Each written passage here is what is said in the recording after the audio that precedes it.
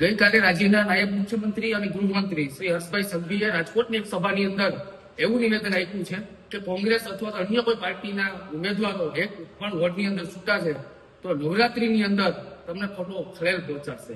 એક નાયબ મુખ્યમંત્રી તરીકે એક જવાબદાર તમે ખુરશી ઉપર બેઠા છો અને ધર્મના નામે આ નીચલી કક્ષાની રાજનીતિ એ આ કેટલી હદે તમને સોંપે।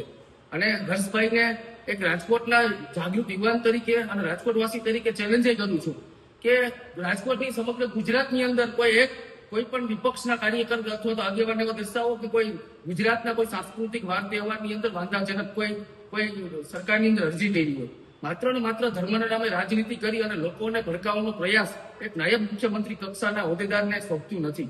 હર્ષભાઈએ જે ગઈકાલે જે ઇન્દિરા સર્કલ પાસે જે સભા કરી તેમાં એ કહેવું જોઈતું કે ચોમાસાની અંદર રાજકોટની અંદર 2 ઇંચ વરસાદની અંદર ચારેકોર નદીની અંદર રસ્તાઓ ભેળવાય છે, રસ્તાઓની સ્થિતિ ચોમાસાની અંદર આવી છે, ત્યારે જે કોર્પોરેટર ચૂંટાઈને આવે કોર્પોરેટર રાજ્ય સરકારને કોઈ દરખાસ્ત મોકલશે તો કરોડો રૂપિયા આપી અને પાણી નિકાલની વ્યવસ્થા કરી આપશું।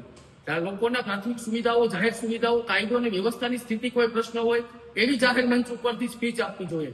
રાજકોટની અંદર ચારે બાજુ દેશી દારૂ, ઇંગ્લિશ દારૂ મળે છે, ચારે બાજુ ઓનલાઈન સટ્ટાઓ યુવાનોને ગેરમાર્ગે દોરીની જિંદગી બગાડી રહ્યા છે, એમટી ડ્રગ્સ અને ગાંજો મળી રહ્યો છે, તો ત્યાં જવું ને રોડ શો કઈ તમે લોકોએ વિકાસ જ કર્યો હોય તો રોડ શો શું કરવા કરવો જોઈએ? ભુજની અંદર આ સ્પીચ માત્ર ને માત્ર લોકોને ધર્મના નામે ભડકાવી અને મત મેળવવાની આ ભાજપની જૂની ચાલ છે। રાજકોટવાસીઓ ખૂબ જાગૃત છે કે નવરાત્રીની અંદર 12 વાગે રાજકોટ પોલીસ બંધ કરાવે જ છે, રાજકોટની સમગ્ર ગુજરાતની અંદર, કારણ કે સુપ્રીમ કોર્ટનો ગાઈડલાઈન હર્ષભાઈ લગભગ થોડુંક ઓછું મળેલા છે, એટલે માત્ર ને માત્ર છેલ્લા 3-4 વર્ષથી નવરાત્રીના નામે નિવેદનો, વનકોરાના નામે રીલો બનાવવાની બસ આવા જ નિવેદનો આપે છે। કોઈ બી લોકોની પ્રાથમિક સુવિધાઓ, જાહેર સુવિધાઓ કે લોકોને પડતી પ્રશ્નોને વાચા આપવા માટે ક્યારેય જાહેર મંચ ઉપરથી સ્પીચ નથી આપતા। બસ કોંગ્રેસી આવો અને ધર્મના નામે રાજનીતિ।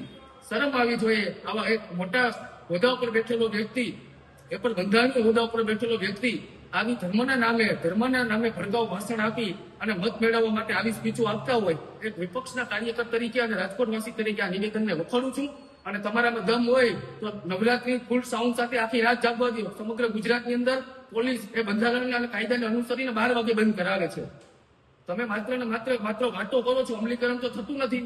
સમગ્ર ગુજરાતવાસીઓ અને રાજકોટવાસીઓને ખ્યાલ છે કે રાત્રે 12માં 2 મિનિટની વાર હોય કે તમારું PCR વાન આવી જાય અને ધર્મના નામે કોઈ પણ વિપક્ષના આગેવાન કે કાર્યકરોને કોઈ વાંધો હોય જ નહીં। અને તમારી પાસે એક પણ એવો પુરાવો કે આધારરૂપ પુરાવો હોય તો આપો કે કોઈ વિપક્ષના એક કાર્યકરે નવરાત્રી બંધ કરવા માટે વાંધો ઉઠાય।